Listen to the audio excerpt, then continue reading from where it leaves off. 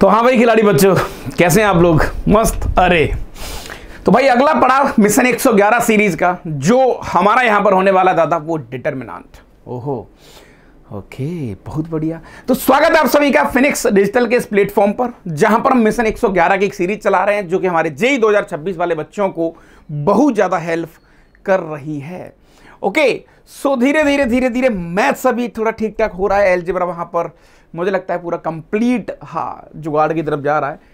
तो दादा इस कहानी को थोड़ा ठीक देखने के लिए, इस कहानी को थोड़ा और एंजॉय करने के लिए आज का एक मोस्ट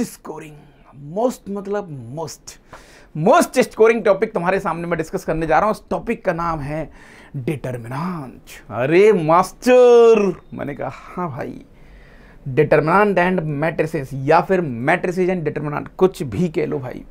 अगर दो शिफ्ट की बात करें दादा तो लगभग 35-40 क्वेश्चन देखे गए यहां पर। यानी कि अगर मैं तुमसे बोलूं कि भाई साहब जेईई 2026 के अंदर, देखो थोड़ी सी बात तो कर ही लेते हैं।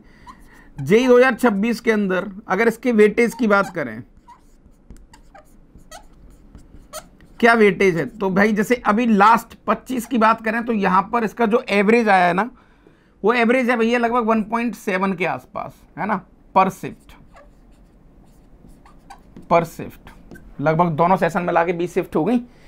और हर एक शिफ्ट में लगभग देखा जाए तो 2 क्वेश्चन यहां से पूछे हैं मैट्रिक्स और डिटरमिनेंट से। तो सर पॉइंट ये है कि यार हाँ मीनिंगफुल तो है। मैंने कहा हाँ यार मीनिंगफुल तो है, करना भी चाहिए, डील भी करना चाहिए, थोड़ा स्कोरिंग भी है। मैंने कहा ये बात भी सही कह रहे हो तुम। ओके, तो और पुराने पिछले साल का कुछ डेटा उठाएं तो वहां भी इसका एक वेटेज तो ठीक ठाक है ही एक्चुअली। अच्छा, और एक अच्छी बात यह है कि बहुत ज्यादा डरावना नहीं है, लाइट है। अरे सर क्या बात कर रहे हो? मैंने कहा हाँ भाई। ओके, तो सर ये सब कहानियां उठा देते हैं। तो भाई शुरुआत करते हैं डिटरमिनेंट की। मैंने कहा जनाब डिटरमिनेंट होता क्या है और ये कैसे काम करता है एग्जैक्टली।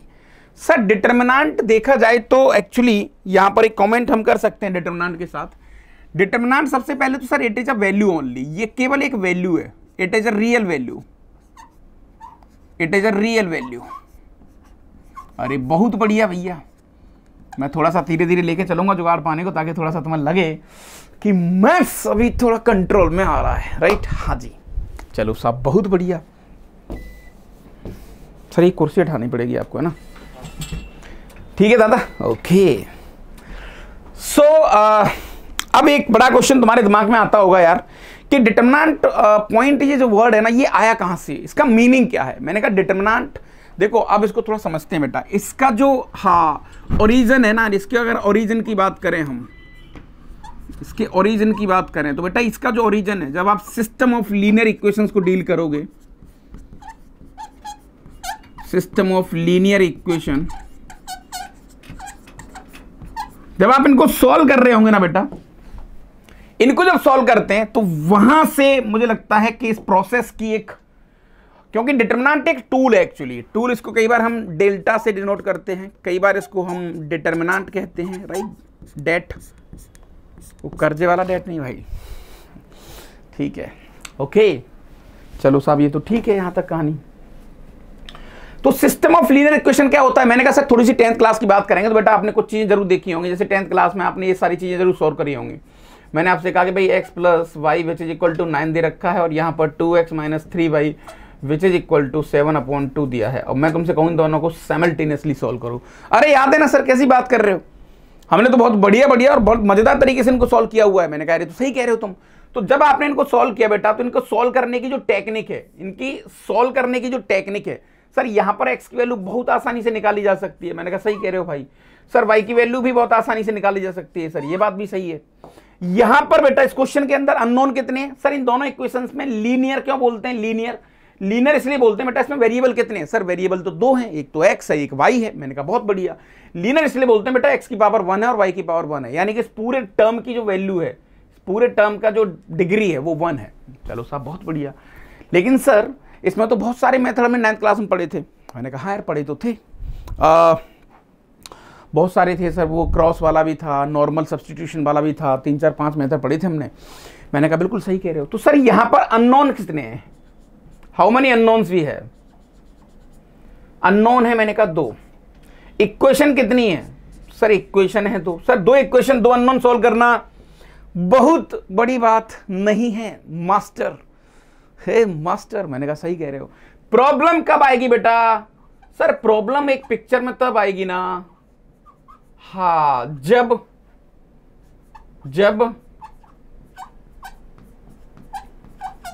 अननोन बढ़ेंगे। जैसे मैंने तुमसे कहा 2 इक्वेशन 2 अननोन सॉल्व करो, यूं सॉल्व कर देंगे सर। मैंने कहा 3 इक्वेशन 3 अननोन सॉल्व करो सर, यूं सॉल्व कर देंगे। 4 इक्वेशन 4 अननोन, सर थोड़े से फेफड़े फूलेंगे हमारे यार, सॉल्व नहीं कर पाएंगे। 5 इक्वेशन 5 अननोन, सर क्या बात कर रहे हो आप यार, ऐसे कैसे? 6 इक्वेशन 6 अननोन, ओ 10 equation 10 unknown, 1 lakh equation 1 lakh unknown, linear, बहुत मुश्किल है। फिर धीरे धीरे यहां से एक वर्ड आता है एरे। मैं थोड़ा सा क्या है ना, फील के लिए सारी चीजें बोल रहा हूं ताकि आपको ना इस चैप्टर से कनेक्ट हो जाए, है ना। और आप बिलीव नहीं करोगे, देखो धरती पर जिस चीज के लिए किसी का जन्म हुआ है ना, ज़्यादातर उसी की वैल्यू हमेशा रखी जाती है पिक्चर में। पॉइंट इसका मीनिंग ये है कि जैसे अगर मैं सिस्टम ऑफ लीनियर इक्वेशंस की बात कर रहा हूं, तो डिटरमिनेंट के अंदर सबसे ज़्यादा क्वेश्चन यदि किसी सेगमेंट से पूछे जाते हैं भाई, तो वो है हमारे सिस्टम ऑफ लीनियर इक्वेशंस, यहीं से पूछे जाते हैं। क्योंकि एग्जैक्टली डिटरमिनेंट का जो मीनिंग है ना, एग्जैक्टली डिटरमिनेंट जो है वो आया इसीलिए था, इसी को सॉल्व करने आया था। तो आज भी जेई वालों को तो उसकी कदर है, तुम्हें नहीं है बस।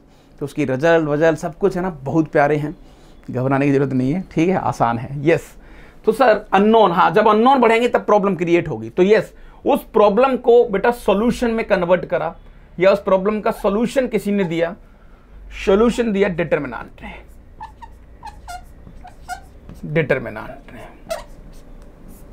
ये लो साहब, बहुत बढ़िया।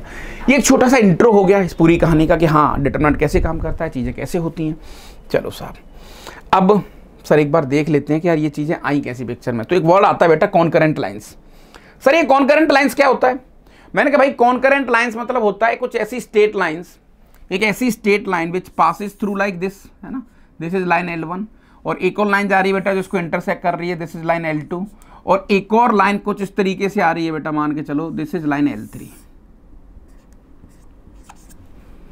इस पूरे डायग्राम को, इस पूरे प्रोसेस को हम कहते हैं कॉन्करेंट लाइंस। सर इसका मीनिंग क्या है? मैंने कहा इसका मीनिंग ये है बेटा कि जब 3 स्ट्रेट लाइन किसी एक पॉइंट से निकल के जाएंगी, this is the common point, this is the common point, ये वो पॉइंट है कॉमन पॉइंट,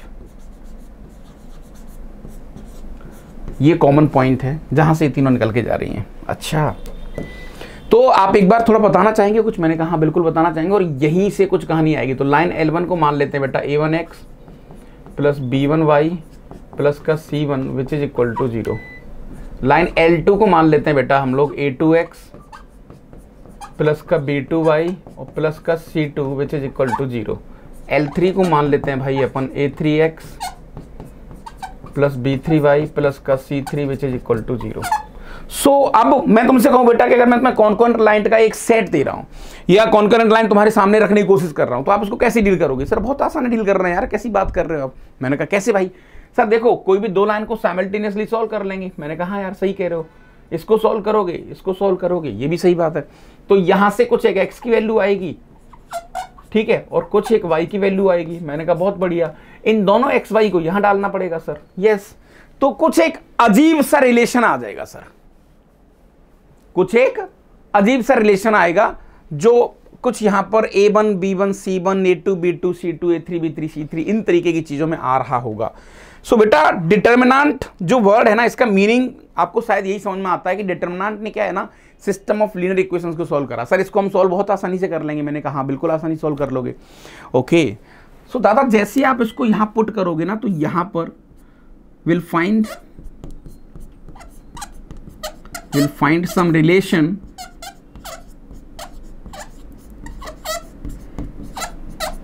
है ना, in all AI BJ and CKs, for all I J K जो भी आप ले रहे हो, है ना, बिलोंग्स टू व्हाट 1 2 3 ऐसा कुछ करके जो भी है सेट ले लिया। ये लो सर। अच्छा ओके, अब पिक्चर में डिटरमिनेंट की अगर हम बारी करें, डिटरमिनेंट की चीजों को थोड़ा सा देखें, तो यहां पर एक रिलेशन आपको मिलेगा। मैंने कहा यार मिलेगा सही एक रिलेशन। अच्छा, सो फाइनली सर अगर डिटरमिनेंट के बारे में थोड़ा सा यहां पर एक और रिकॉल साइड में करा जाए, एक और रिकॉल करा जाए। सो डिटरमिनेंट जनरली हम ऐसे डील करते हैं सर, यहां पर जो डिटरमिनेंट को डिफाइन करा गया था, जब सिस्टम ऑफ लीनियर इक्वेशंस को डिफाइन करा गया था तो कुछ ऐसे करा गया था, ये लो सब A B C D, कुछ इस तरीके से। सर ये क्या बदतमीजी है, अरे यार क्या हो गया,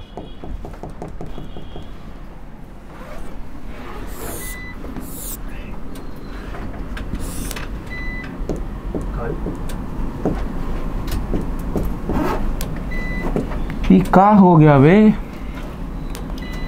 क्या हो गया,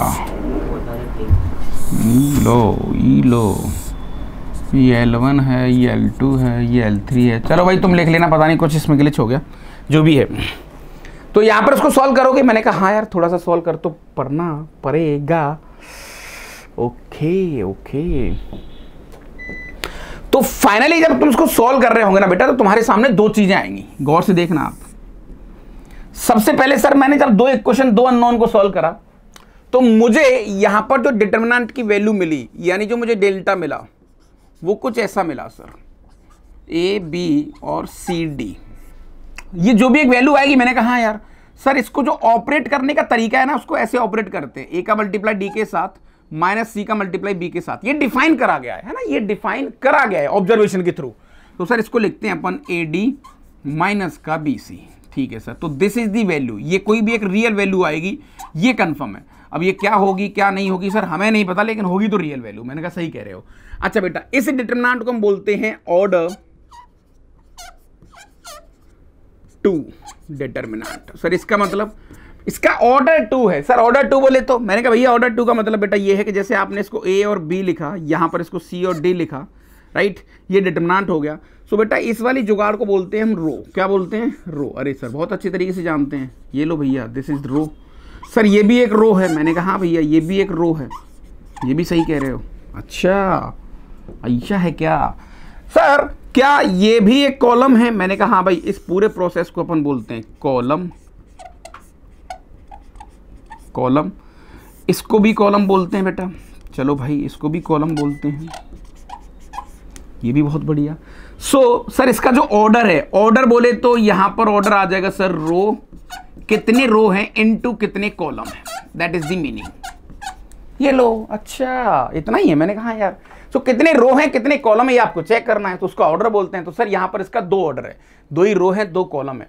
और वो एक और बड़ी बात देखें तो बेटा, तो जैसे ए क्या है sir, what is the position of A, position of A बेटा, इसको जनरली बेटा हम बोलते हैं सेल एड्रेस। हालांकि इसको जनरलाइज्ड डिटरमिनेंट के अंदर देखेंगे अपन अभी। ओके सो सर 2x2 का चीजें डील करना बहुत आसान थी। पिक्चर में सर एंट्री होती है जो हमारे सिलेबस में भी है, वो है ऑर्डर 3,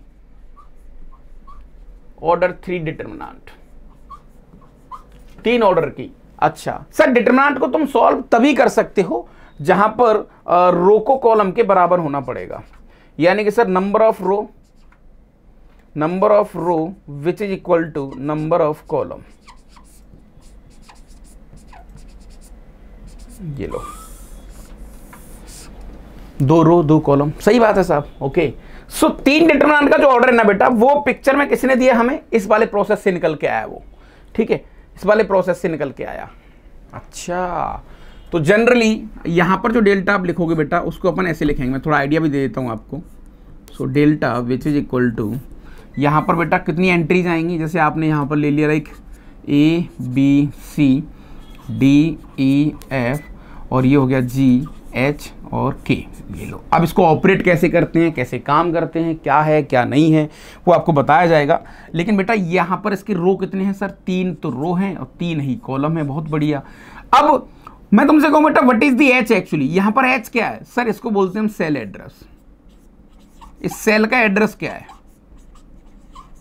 तो तुम्हें जब ये वर्ड तुम सुनोगे ना, सेल एड्रेस और ये सारी चीजें, तो थोड़ा तुम्हारा लगेगा कि यार जब हम कोडिंग वोडिंग सीखेंगे ना, तो डिटरमिनेंट का बहुत बढ़िया यूज है, मैट्रिसेस का बहुत बढ़िया यूज है। हमें लगता है कि चीजें लाइट है, मैंने कहा नहीं यार बहुत तगड़ा यूज है। तो this is what the cell address.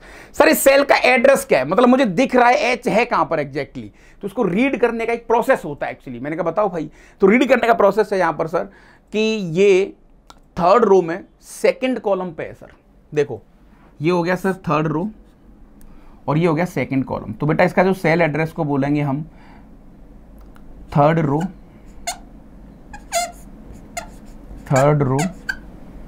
And second column, ऐसे इसका सेल एड्रेस बना। यानी बेटा H को जनरली बोला जाता है like A32 third row second column. ये छोटी छोटी बातें थी, है ना? नहीं मैं कर लूँगा सर, मुझे लग रहा था कि ये छोटी छोटी बातें हैं। हाँ मतलब ठीक है, थोड़ा सा आपका एक माहौल और एक छोटी सी कहानी आपके सामने रखी जाए जिससे आपको चीज़ थोड़ी बढ़िया लगे। So sir this is all about the 3 order, second order, फलाना फलाना कुछ दे रखा है इसने और चीज़ें ठीक हैं। मुझे नहीं लगता कि यहाँ पर कोई दिक्कत वाली बात है। अब आती पिक्चर में और जनरलाइज डिटर्मिनेंट। हालांकि हमारे सिलेबस में 3 ऑर्डर से ज़्यादा कुछ है नहीं, बट अपन जनरलाइज डिटर्मिनेंट की बात कर लेते हैं। तो what is the general determinant? तो बेटा लेट, अब इसको कैसे देखते हैं, देखो लेट मैं थोड़ा बता देता हूँ आपको। डेल्टा अबाउट सेल, ठीक है, वो सेल के बारे में क्या था, कैसे क्या है वो भी देख लेते हैं। तो जनरल डिटर्मिनेंट कैसे काम करेगा, कैसे इसको देखेंगे अपन, तो सारी चीज़ें यहाँ पर भाई ये बहुत पैरों में लगता है यार। हाँ ठीक है, तो जनरली सर यहाँ पर determinant which is equal to ये लो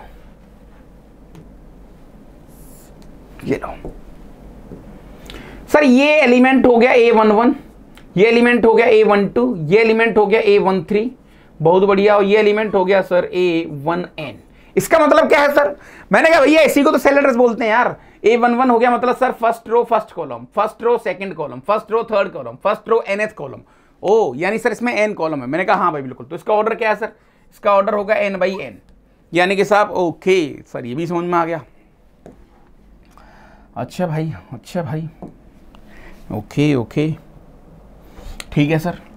अब दूसरी कहानी आती भैया, second row first column sir, second row second column, second row third column, dot dot dot dot two n, बहुत बढ़िया, dot dot dot dot dot sir nth row first column sir, nth row second column, dot dot dot dot ANN। ये लो, ये आपकी बेटा n order की determinant हो गई। In general मुझे इसकी डेफिनेशन, इसकी चीजें समझना बहुत जरूरी है, क्योंकि बेटा यहां से बहुत सारे क्वेश्चंस बनने की संभावना होती है। क्योंकि जब आप पीएनसी डील कर रहे होते हो तब भी हमें बहुत सारे क्वेश्चंस करने पड़ते हैं। यहां पर पीएनसी का एक भरपूर इस्तेमाल अगर कोई करता है तो डिटरमिनेंट करता है। तो इसकी लॉजिक, इसकी कहानी आपको समझ में बहुत जरूरी है। तो यहां पर सर कितने रो हैं? मैंने कहा n रो है। तो सर कुछ ऑब्जर्वेशन करें? मैंने कहा हाँ यार, है ना। तो सम पॉइंट आउट या सम लाइक ऑब्जर्वेशन, है ना, जो हमें यहाँ पर कुछ क्लिक हो रही है। मैंने कहा भाई पहला पॉइंट, नंबर ऑफ रोज बताओ सर, कितने रो हैं इसमें? मैंने कहा भैया कैसी बात कर रहे हो आप, n रो हैं। चलो साहब, सर नंबर ऑफ कॉलम बताओ। मैंने कहा बेटा ये भी बता सकते हैं अपन, सर ये भी n है। सर ये तो आपने पहले भी कहा था जितने रो हैं उतने ही कॉलम होने चाहिए। मैंने कहा बहुत बढ़िया। एक और बहुत तगड़ी लाइन जो यहां पर आपको थोड़ा सा तुम्हारा दिल जीत सकती है वो है बेटा, okay, total number of elements, total number of elements in order n कितने आएंगे? सर पहले रो में कितने एलिमेंट है? मैंने कहा n। सर दूसरे रो में कितने एलिमेंट हैं? n। तीसरे रो में कितने एलिमेंट हैं? n। कितने रो हैं? n। तो sir total number of element आ जाएंगे यहां पर n²। बहुत बढ़िया। अब सर ये बहुत सारी चीजें हमसे खेल सकता है, बहुत सारे हमारे साथ यहाँ मस्तियां कर सकता है ये आदमी, और हमें छेड़ भी सकता है। तो मैंने कहा भाई तुम थोड़ा छेड़ने के लिए तैयार हो जाओ। अच्छा, और भी बहुत सारी चीजें पिक्चर में आती हैं बेटा। अच्छा, ये जो कहानी है बेटा, ये वाली A11 A22 dot dot dot A33 ANN, इसको बोलते हैं प्रिंसिपल डायगोनल। क्या बोलते हैं इसको? Principal diagonal, principal diagonal, diagonal, ठीक है सर। सर प्रिंसिपल डायगोनल को कैसे डिफाइन करा जाए? मैंने कहा कैसे डिफाइन क्या करा जाए? बहुत आसान है सर। यहाँ पर लाइक इसको अपन कह सकते हैं कि यहाँ पर जो एंट्रीज आ रही हैं वो ऐसी आ रही हैं, देखो 11 A11 है ना। इसको कई बार अपन हाँ A11 देखो ये वाली एलिमेंट है, इसमें A22 वाला एलिमेंट है, A33 वाला एलिमेंट है, डॉट डॉट डॉट ANN वाला एलिमेंट है। तो यही तो आपका प्रिंसिपल डायगोनल है, यही तो एलिमेंट्स आ रहे हैं उसमें प्रिंसिपल डायगोनल में। हाँ सर ये भी ठीक है, मैंने कहा ये भी एक ऑब्जर्वेशन है। ओके, सो एक और वर्ड आता है सर यहाँ पर, सेल एड्रेस। सेल एड्रेस तो मैंने तो बता ही दिया बेटा, सेल एड्रेस कैसे काम करता है। लेट्स से आपने ये वाला उठा लिया 823, जैसे what is the meaning of 823, तो इसका मतलब सिंपल है सर, सेकंड रो की बात चल रही है एंड थर्ड कॉलम की बात चल रही है। अच्छा, सेल एड्रेस मतलब सर आपको बताना तो पड़ेगा ना यार, कोई चीज कहाँ रखी है ना। जैसे आप मेडिकल शॉप में जाते हो तो वहां पर जो दवाइयां रखी होती हैं वो सब डिटरमिनेंट की फॉर्म में होती हैं, मैट्रिसेस की फॉर्म में होती हैं। वो झटके से बोलते हैं अच्छा भाई, हाँ भाई थर्ड कॉलम 5वें रो में जाके फटाफट वाला पैरासीटामोल पड़ी होगी तो कितना आसान लाइफ हो गई है ना। ये भी आप चेक करो, ये सारी चीज़ हम इसलिए पढ़ रहे हैं क्योंकि हमें चीज़ों को ऑर्गेनाइज करना है बड़ी लेवल पर, हमें समझना है उनको कि भाई चीज़ें कैसे चलती हैं मार्केट में, या एक सिस्टमेटिकल तरीका, जो सिस्टम वर्ड है ना वो बनता कैसे है ना। आप सिस्टम, मैं तुमसे कहूँ 2 लाख दवाइयाँ एक फैक्ट्री आप एक जगह डाल दो, और तुमसे कोई आदमी आके बोले भाई मुझे एक मेरे दर्द हो रहा है सर, मैं ना मुझे गोली दे दे, तो आपको ना 50 साल लग जाएंगे दवाई ढूंढने में। लेकिन आज आप सेकंड्स के अंदर निकाल के दे देते हो, क्योंकि वहाँ पर एक एड्रेस है, वहाँ पर आपने चीज़ों को सजा के रखा हुआ है ना। दिस इज द एड्रेस कि भाई हाँ ठीक है, रूम नंबर 5 में जाओ भाई, वहाँ पर थर्ड रूम है 5वां कॉलम, ठीक, वहाँ पर बहुत सारी गोलियाँ पड़ी हैं, उसको सारा डेटा उनके पास होता है। तो इवन जो आपका, इसको पता है आगे चल के अपन एरे बोलते हैं, एरे जो कोडिंग बोर्डिंग में आप यूज़ करोगे, मतलब कंप्यूटर चलता ही मैट्रिसेस पे है, पूरा मैट्रिस डिटरमिनेंट पे। ओह, मैंने कहा हाँ भाई, तो ये छोटी सी कहानी हो गई सर जनरलाइज डिटरमिनेंट के बारे में। और भी कुछ यहाँ पर कह सकते हैं, मैंने कहा नहीं और तो कुछ नहीं कह सकते, लेकिन हमारे सिलेबस में 3x3 का ऑर्डर है, उससे ज़्यादा नहीं है, हमें उससे ज़्यादा सोचना भी नहीं है, उससे ज़्यादा दिमाग लगाना भी नहीं है, राइट। तो ओवरऑल ये छोटा छोटा इंट्रो मैंने तुम्हारे सामने यहाँ पर रखा, चीज़ें कैसे हो सकती हैं। तो सर यहाँ पर आप एक्चुअली कर क्या रहे हो, मैंने कहा भाई यहाँ पर बेटा मैं I = J कर रहा हूँ, देखो, यानी कि A11 A12 इस तरीके से कुछ कहानियाँ चल रही हैं। सो सर इसका जो जनरल एलिमेंट है, इसका जो जनरल एलिमेंट है उसको कैसे लिखोगे आप, उसको लिखेंगे बेटा AIJ, है ना, ith row jth column, this is the general element, this is the general element. तो सर ये हमारा एक जनरलाइज डिटरमिनेंट के बारे में, या डिटरमिनेंट होती कैसी, दिखने में कैसी है, कैसे क्या है, वो सारी चीज़ें हमने यहाँ पर एक बार देखने की कोशिश करी है, और मुझे लगता है कि इनको एक बार हम समझ तो सकते ही हैं। ठीक है सर, ठीक है सर। अब पॉइंट ये आता है सर, देखो अब पॉइंट ये आता है कि क्वेश्चंस कैसे बनेंगे, या क्वेश्चंस का अप्रोच क्या होगा। अरे यार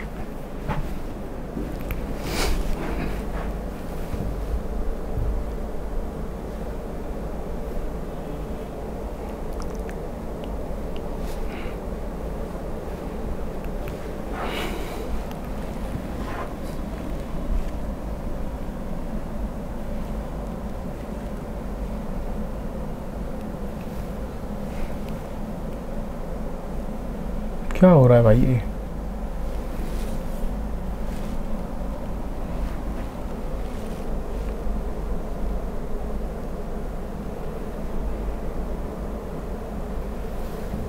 हैंग हो गया है शायद, लग रहा है मुझे।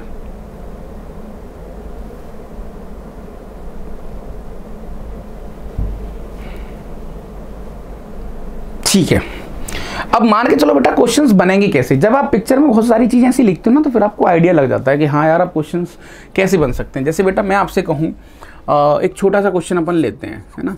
मैंने आपसे कहा कि लेट ABCD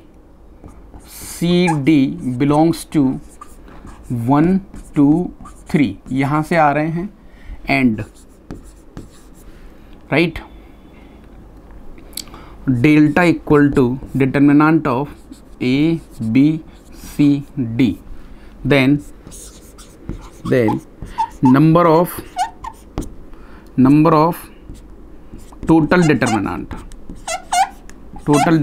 कितनी बनाई जा सकती है, बताओ जल्दी। सर अब थोड़ा सा यहाँ पर देखना पड़ेगा।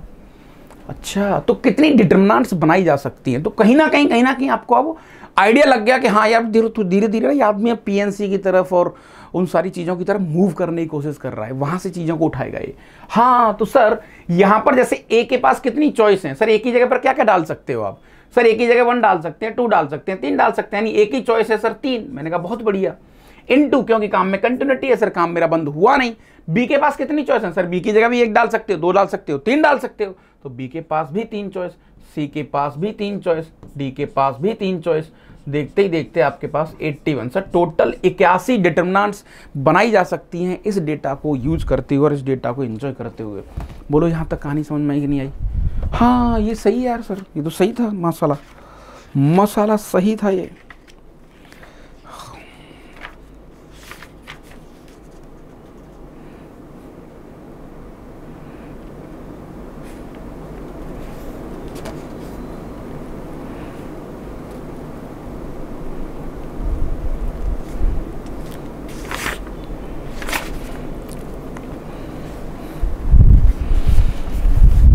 समझ रहे हो भाई? ओके सही है सर। और भी बहुत सारे क्वेश्चंस मान के चलो, तुम्हें एक ऐसा क्वेश्चन बनाना है अभी 25 का ये क्वेश्चन था, 25 का क्वेश्चन था। अब सेकंड डिटरमिनेंट को डील करना तो आपको आ ही गया। हाँ सर वो तो थोड़ा सा हमें डील हो ही गया। जैसे बेटा मैं आपसे बोलूं कि लाइक एक छोटा सा क्वेश्चन यही कर लेते हैं, मुझे लगता है बहुत बढ़िया क्वेश्चन हो सकता है ना। Total number of determinants, total number of determinants है ना ऑफ सेकंड ऑर्डर,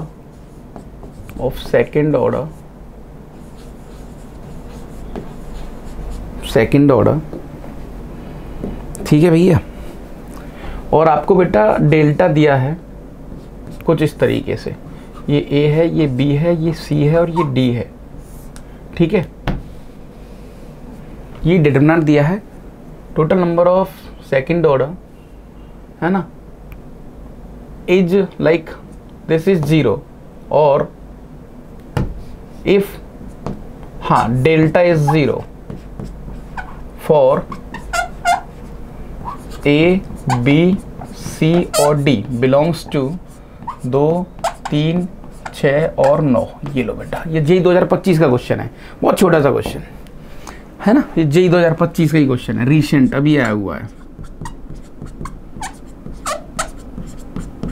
ये लो भाई, तो कहीं ना कहीं आपको पता लग गया कि आदमी ना अब PNC की तरफ मूव कर रहा है, परम्यूटेशन कॉम्बिनेशन का अच्छा खासा इस्तेमाल हमसे करवाना चाह रहा है, वहीं से चीज़ों को डील करने की कोशिश कर रहा है। तो यस बताओ भाई एक बार कैसे दिमाग लगा सकते हो आप इस क्वेश्चन के अंदर।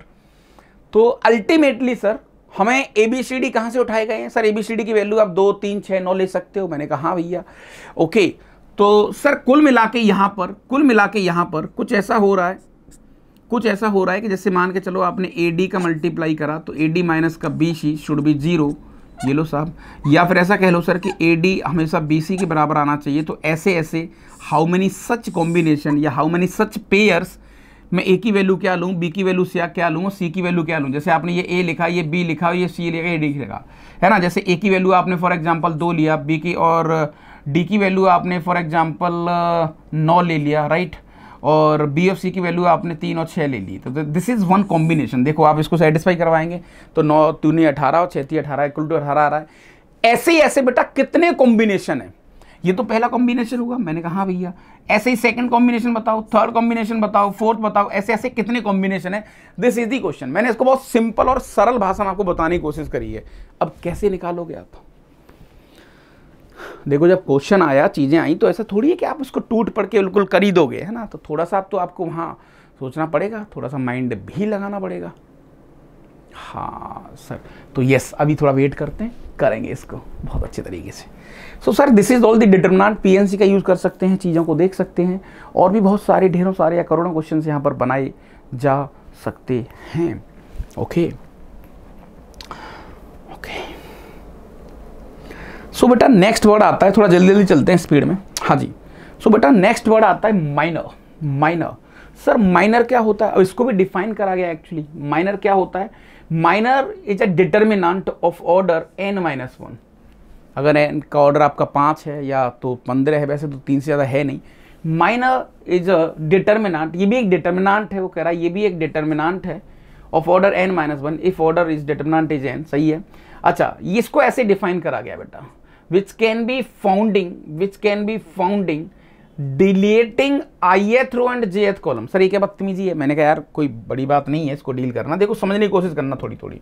जैसे आपको बेटा डिटरमिनेंट दे रखा है, लेट ये एक डिटरमिनेंट आपको दे रखा है, कुछ इस तरीके से A11, A12, A13, right, A21, A22 और A23, ये लो 31, 32 और 33, ये लो।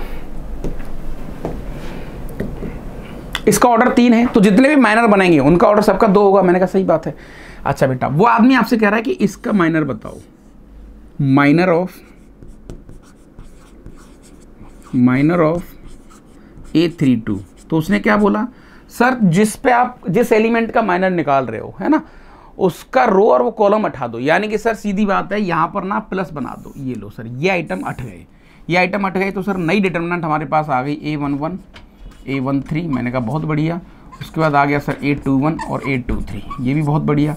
और सर इसको सॉल्व करना तो बहुत आसान है यार, कैसी बात कर रहे हो, तो वेरी आसान। तो this is the like logic of minor, ये आपका माइनर होता है ना, ऐसे माइनर होता है। तो सर जिस एलिमेंट का माइनर निकालना है वहां पर प्लस बनाते रहो, खेल होता रहेगा हमारा। ओके, तो बस इसी छोटी सी चीज को अपन माइनर कहते हैं। अगला वर्ड आता है बेटा cofactor, which is very very most wanted and most important. Cofactor, sir cofactor of an element Aij, इसको क्या ना बेटा डिफाइन करा गया है, आप किसी भी एलिमेंट का कोफैक्टर निकालोगे, सो वहां पर बेटा कोफैक्टर होगा Aij का, कोफैक्टर होगा, cofactor of Aij which is equal to -1 to the power I plus j into minor Mij। Sir ये क्या बदतमीजी है। मैंने कहा बस पता है क्या हो रहा है, कोफैक्टर कोई बहुत बड़ी तोफ नहीं है। कोफैक्टर मतलब सर सीधी सीधी माइनर ही है। बस यहाँ पर मुझे माइनस साइन का ख्याल रखना पड़ेगा, इसका मुझे ख्याल रखना पड़ेगा,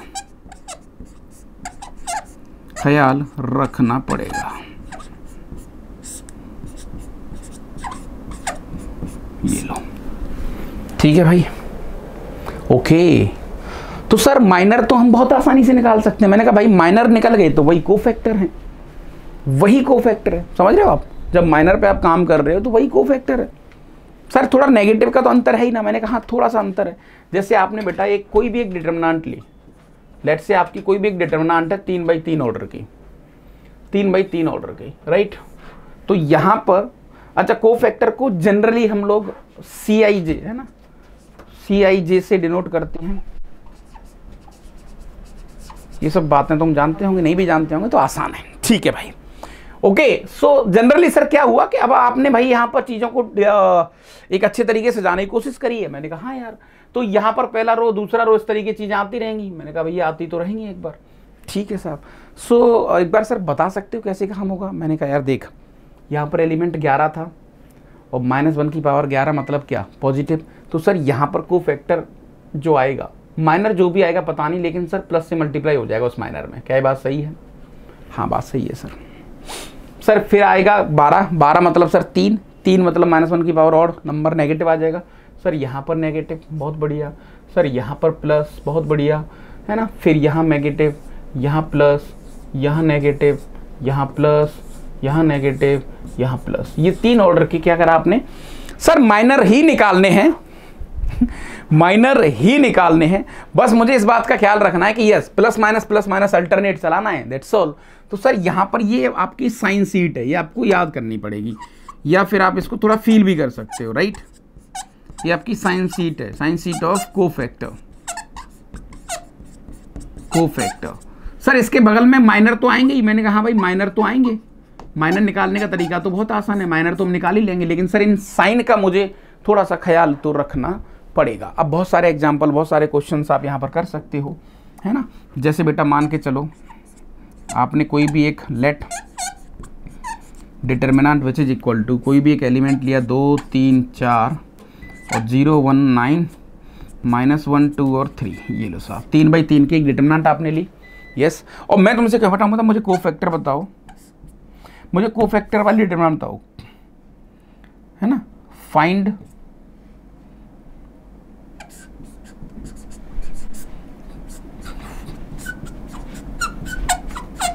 कोफैक्टर वाली डिटर्मिनेंट।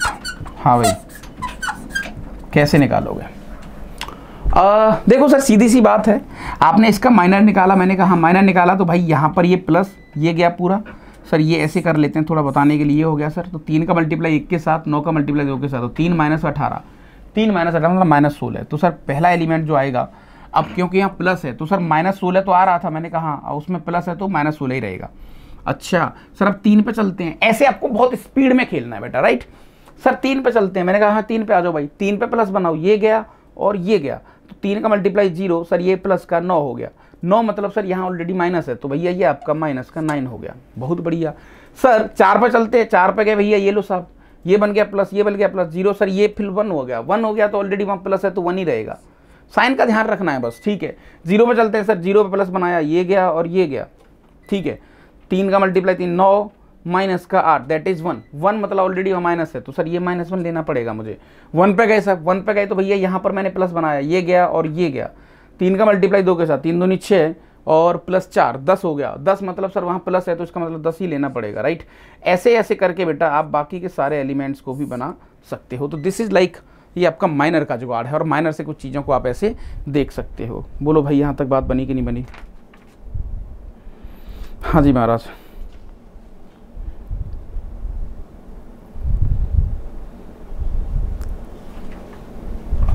समझ रहे हो ना सर? कोफैक्टर फिर कई बार ऐसा भी हो सकता है क्या कि ज़्यादा के लिए निकल के आ जाए?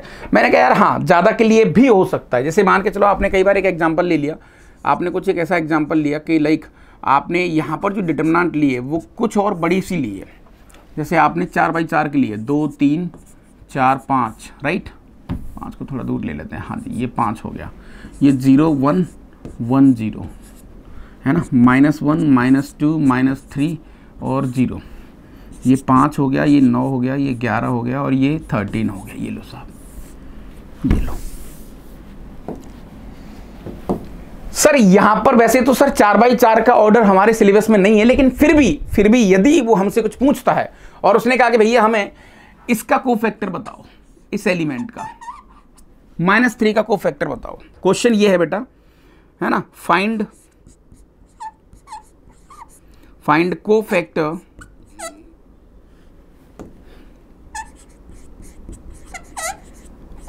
ऑफ -3। सर बहुत आसान, -3 पर सर प्लस बनाओ, मैंने कहा भैया प्लस बना दो, ये गया और ये गया सर, ये गए तो सर यहाँ पर, और -3 कौन सा है सर? थर्ड रो है, थर्ड रो में कौन सा एलिमेंट है सर? ये 31 32 33, तो -1 की पावर 33, 3 + 3 यानी कि 6, ठीक है सर, इनटू M23, ये जो माइनर है सर, सॉरी 33 मतलब 3233 ये वाला। अब ये मुझे निकालना है सर, मैंने कहा ठीक है भैया, तो ये तो प्लस हो गया, तो कुल मिला के सर मुझे M33 निकालना है, जो कि कैसा होगा देखने में सर? ये भी एक डिटर्मिनेंट होगा, जे भी डिटर्मिनेंट होगा। ए भाई ऐसे नहीं करने का सर, ये भी तो डिटर्मिनेंट होगा।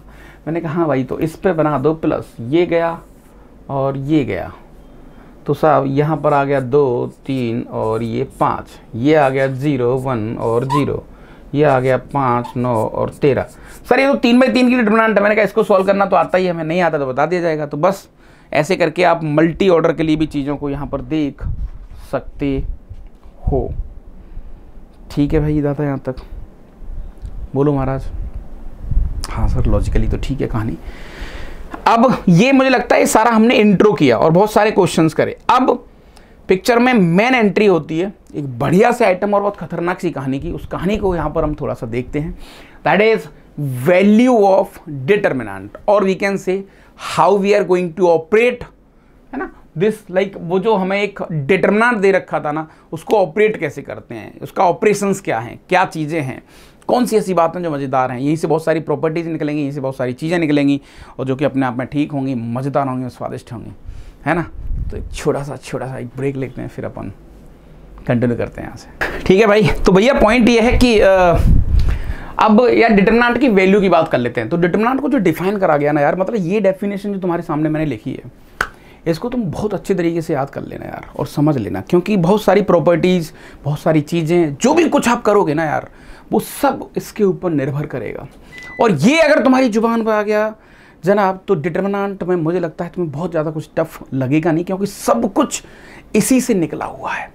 तो तुम्हारे कंट्रोल में इसका आना बहुत ज़रूरी है। समझ रहे हो जनाब? हाँ जी, ओके। तो आइए भाई इसको थोड़ा सा देख लेते हैं। Value of determinant of order 3,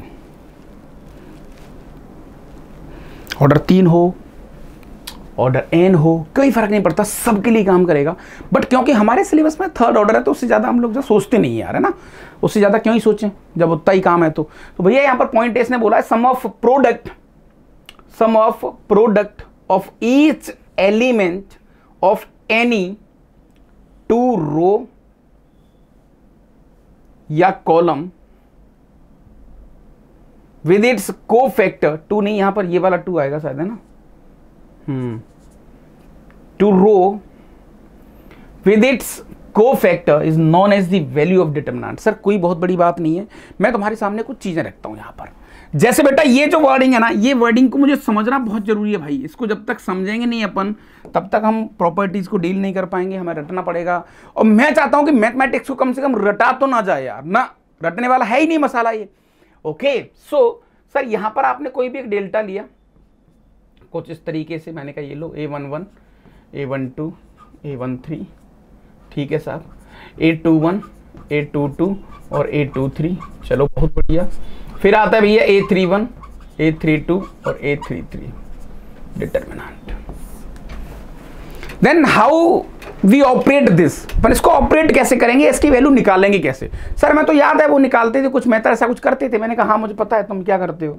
यहां पर इसने बोला है कि भाई कोई भी एक रो उठाओ, जस्ट पिक 1 रो और एनी कॉलम, कोई भी एक रो और कॉलम, उसके करस्पॉन्डिंग कोफैक्टर उठाओ, उनका मल्टीप्लाई करो, उनको सम करो। सर क्या बोला? मैंने कहा समझो वापस। यानी कि दादा यहां पर जो डेल्टा की वैल्यू आएगी, डेल्टा की वैल्यू आएगी, जैसे आपने पहला रो उठाया तो A11 उसके corresponding cofactor C11 plus A12 corresponding cofactor C12, अरे A13 करस्पॉन्डिंग C13, ये लो, this is the value of this determinant. अच्छा ऐसा है क्या सर? नहीं समझ में आया। मैंने कहा भाई ऐसा नहीं करने का महाराज, ऐसा नहीं करने का, आएगा आएगा आएगा। सर यही वैल्यू को मैं ऐसा लिख सकता हूं, मैंने सर सेकंड रो उठाया तो मैंने कहा सेकंड रो उठा लो तब भी काम करेगा ये। कोफैक्टर का करस्पॉन्डिंग मल्टीप्लाई लेते जाओ, खेल करते जाओ। अरे दादा ऐसा है क्या? मैंने कहा हाँ भाई यहां से ही वैल्यू सेम आएगी। सर कॉलम पिक करें तो इस बार सर कॉलम सेकंड उठाते हैं। मैंने कहा उठाओ भाई, तो A12 C12, A22 C22, A32 C32, इन सब की वैल्यू एक ही आएगी। लेकिन क्योंकि सर हमें डिटरमिनेंट को सॉल्व करने का एक तरीका पता है और वो हमें याद भी है एक्चुअली। सर मैंने कहा कौन सा? देखो सर कैसी बात कर रहे हो आप यार, ये मुझे बहुत अच्छे तरीके से याद है, मैं ज्यादातर इसी पे काम करता हूं। मैंने कहा बताओ मुझे सर ये जो आपने लिखा है तो समझ में नहीं आया हमें, लेकिन पता है सर हम इसको कैसे याद करते हैं। और जब मैं एक लाइन बोलूंगा तुम बोलोगे अरे सही सही कह रहे हो, हम तो ऐसे ही याद करते हैं। देखो एक्चुअली बेटा थर्ड ऑर्डर के लिए बात करें तो यहां पर इसको थोड़ा इन डिटेल तुम्हारे सामने यहां लिख देता हूं। तो A11 पहला एलिमेंट, N2, अच्छा C11, सर C11 में है क्या? मैंने कहा कोफैक्टर ऑफ 11, कोफैक्टर C11 का M11 के बराबर आएगा। सर हाँ M11 के बराबर आएगा, सही कह रहे हो सर आप। फिर मैंने कहा भैया A12, सर इसका जो कोफैक्टर है वो माइनस ऑफ M12 के बराबर आएगा, सही कह रहे हो सर आप। और A13 है सर ये आपका M14 N13 के बराबर आएगा, ये भी सही कह रहे हो भाई आप। चलो बहुत बढ़िया। अब सर फिर हम लोग पता क्या करते थे, A11 और यहां पर एक डिटरमिनेंट बनाते हैं सर प्लस A12, नहीं सर प्लस मत करो, मैंने कहा माइनस, ये वाला माइनस बाहर ले आया मैंने A12 करा, यहां पर एक डिटरमिनेंट बनाते हो, मैंने यहां पर A13 करा, यहां एक डिटरमिनेंट बनाते हो। सर ये तरीका तो हम डील कर रहे हैं एक्चुअली। मैंने कहा कौन सा? सर वो ऐसे करते थे हम, जैसे हमने इसको छुपाया फिर ऐसे कुछ करा फिर ऐसे कुछ करा, तो बेटा यही तो M11 है, वही तो यहां लिखेंगे डिटरमिनेंट में। अच्छा तो तुम बाय डिफॉल्ट डिफॉल्ट मोड पे हो तुम, तुम्हें नहीं पता क्या हो रहा है क्या नहीं हो रहा है, लेकिन ये सच है सर कि हम इसी पर ही काम कर रहे हैं। तो एक लाइन और जोड़ लो जनाब कि डिटरमिनेंट की वैल्यू कोई भी रो पिक करो, कोई भी कॉलम पिक करो, उसके करस्पॉन्डिंग कोफैक्टर्स का मल्टीप्लाई का सम डिटरमिनेंट की वैल्यू होती है। सर कुछ अनवांटेड कुछ बातें कर सकते हैं अजीब सा कुछ, सर रो किसी का कोफैक्टर किसी का, उस केस में आंसर 0 आएगा। जैसे आपने बेटा रो 1 उठा लिया, कोफैक्टर उठा लिए कॉलम 3 के और इनके करस्पॉन्डिंग मल्टीप्लाई जोड़ दिया, 101% आंसर 0 आएगा। ये नहीं सोचा था यार सर, सोचना पड़ेगा भाई, सोचना पड़ेगा को। ठीक है, ये तो क्लियर है सर यहाँ तक मैंने कहा। तो this is all about the value of determinant of order 3। ठीक है सर। अब तो सर थोड़ा सा कुछ ऐसी लग रहा है कि हमें कुछ क्वेश्चंस करने चाहिए। चलो सर, तो सम क्वेश्चंस को देख लेते हैं। बहुत छोटा क्वेश्चन। हाँ भाई, ये आदमी कह रहा है भैया if equal to this then find value of x, find value of x, x की वैल्यू बताओ। सर देखते ही देखते हमें तो कुछ ऐसा फील आ रहा है, ऐसा कुछ मजा आ रहा है। मैंने कहा क्या सर, हमें तो ऐसा लग रहा है कि देखो एक्स की वैल्यू सर अगर इसको कंपैरिजन इससे कराएंगे तो यहाँ से 6 आ जाएगा और यहाँ से कंपैरिजन यहाँ कराएंगे तो 6 आ रहा है, यानी सर हमें तो 6 क्लिक हो रहा है। मैंने कहा यार पागल बच्चे हो, आप इसको कंपेयर कर ही नहीं सकते क्योंकि सर डिटरमिनेंट मतलब वैल्यू, रियल वैल्यू। सर ये तो एक नंबर है, नंबर के इक्वल हो ही नहीं सकता, ये तभी हो सकता है जब आपको सॉल्व करना पड़ेगा। तो मैंने कहा हाँ भैया इसको सॉल्व करो, सॉल्व करेंगे तो सर ये हो जाएगा अपने पास एक्स स्क्वायर माइनस का 36 which is equal to 36 minus का 36। बहुत बढ़िया, यानी देखते ही देखते सर यहाँ से एक्स स्क्वायर की वैल्यू आ गई 36 और देखा जाए सर तो एक्स की वैल्यू एक तो 6 आ गई और एक -6 आ गई। सर 6 तो हमने ही बता दिया था लेकिन -6 नहीं बता पाए थे ना भाई आप लोग। तो ये बहुत छोटी छोटी बातें होती हैं, लेकिन भाई साहब थोड़ा सा फिसल गए तो गए गड्ढे में। ओह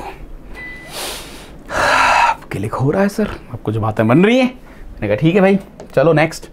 सो this is independent of theta, you have to prove that. ये कह रहा है ये थीटा से आजाद है, मतलब इसमें इस वैल्यू के अंदर थीटा का कोई रोल नहीं है। जैसे थीटा की वैल्यू में 15 डिग्री डालूं, 22 डिग्री डालूं, इसका आंसर सेम आएगा।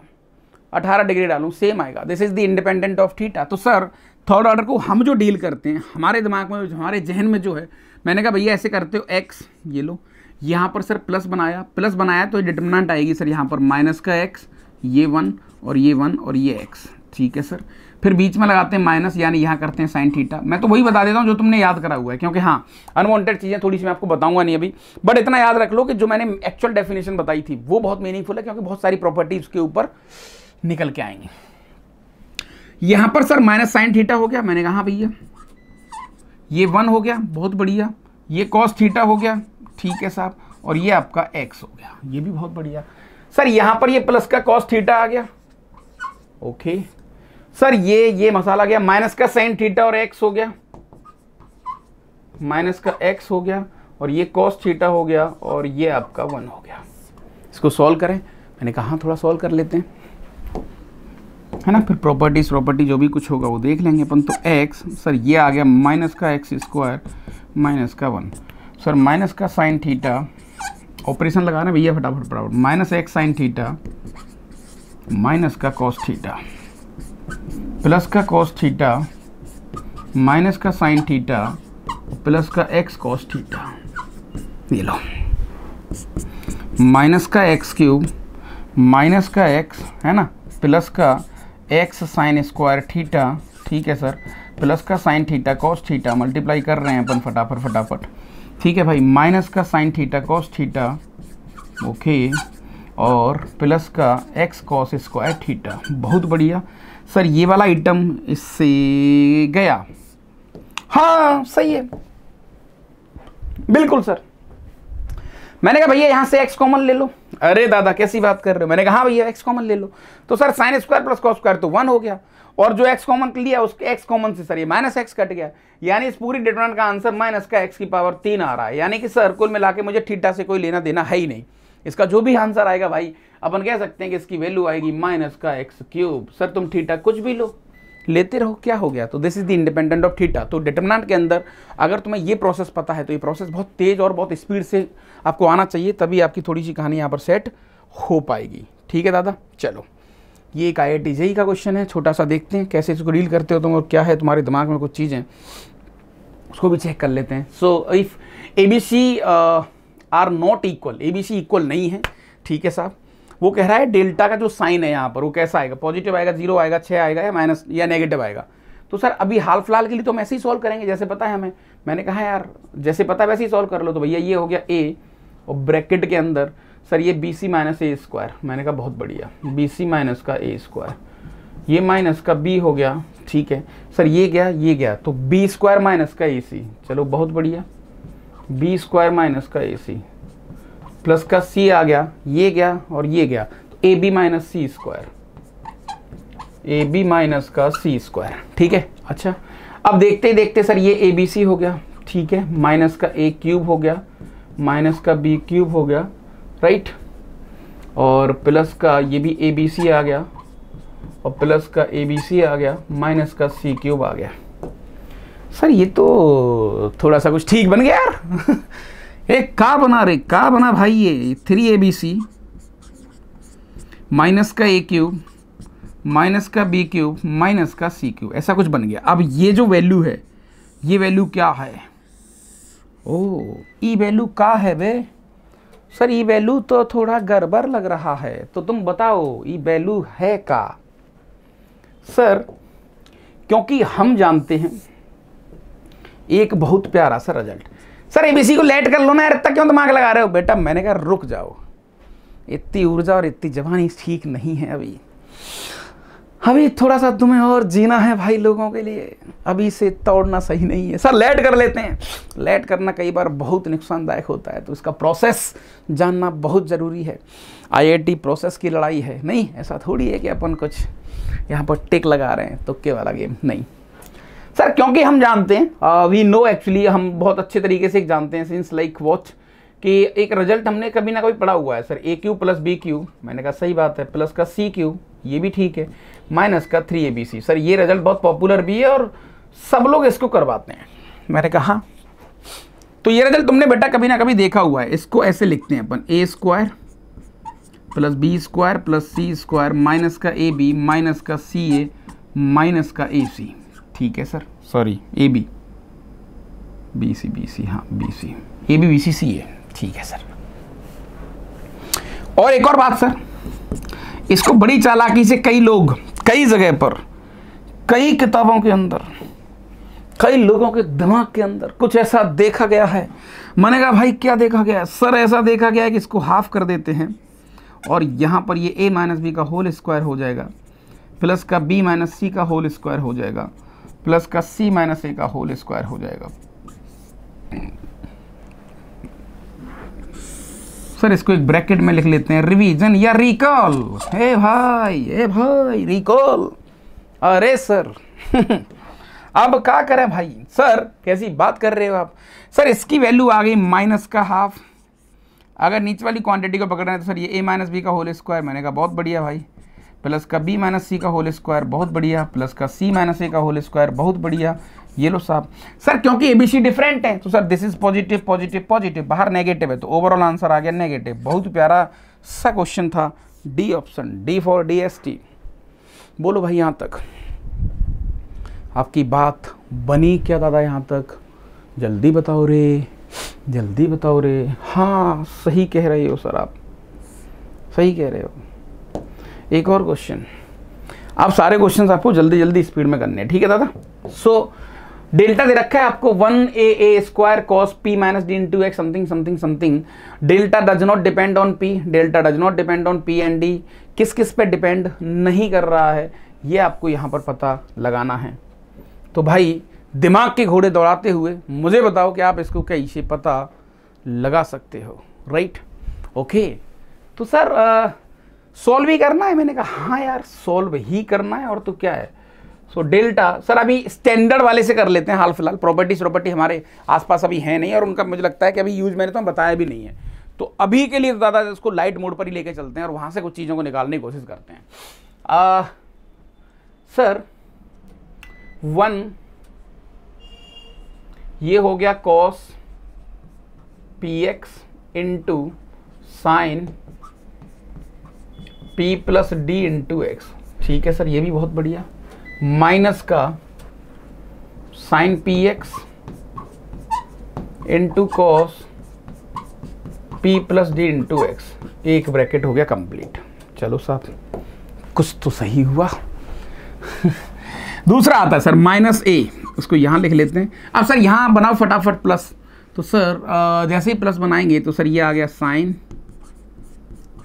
P plus d into x into cos p minus d into x, right, और माइनस का cos p plus d into x और sine p minus d into x. ये लो साहब, अब आता है प्लस ए स्क्वायर। ठीक है साहब, ये वाला देखेंगे तो सर साइन पी एक्स, मुझे लगता है थोड़ी सी क्लिक तो आपको हो गई होगी कि हाँ सर गेम हो क्या रहा है। साइन पी एक्स और cos p minus d into x, right, minus का sine p minus d into x cos p x. ये लो सर, सो डेल्टा हमारा यहाँ पर आ गया। सर ये तो देखो कॉस ए या sign a cos B minus sign a cos B, ऐसा कुछ नहीं बन रहा। Sign a cos B minus cos A sine B, O sign A minus B, ऐसा कुछ लिख सकते हैं सर। तो साइन ए माइनस बी, तो सर देख जाए P plus D x minus P x, तो सर ये डी एक्स बचेगा, यानी यहाँ पर साइन डी एक्स बचेगा बस। ये लो, ये गया सर। यहाँ पर मैंने कहा भाई ये देखो sine a cos b same वही है। अच्छा, तो पी प्लस डी, तो सर यहाँ पर भी साइन डी एक्स ही बचेगा, तो माइनस का ए, यहाँ भी साइन डी एक्स ही बचेगा, डी एक्स ही बचेगा सर। यहाँ पर यहाँ भी साइन डी एक्स बचेगा, प्लस का ए स्क्वायर साइन डी एक्स। ये लो, साइन डी एक्स कॉमन ले लो या मत लो, क्या ही फर्क पड़ रहा है इस पूरी कहानी में। सर पी का तो कोई रोल आया नहीं, तो does not depend on P. ये लो, खत्म, ऑप्शन ए। पी का तो कोई रोल है नहीं सर, क्योंकि डी डी डी ये सब बच रहा है। तो मेरे हिसाब से थोड़ा ठीक क्वेश्चन था, भले IIT वाईआईटी से क्या ही फर्क पड़ता है। इसको तो लाइट मोड पर भी हम डील कर सकते हैं, और हमने करा सर यहाँ पर लाइट मोड पे ना। हाँ जी, 1 2 3 हल्ला बोल। जय हिंद, जय भारत।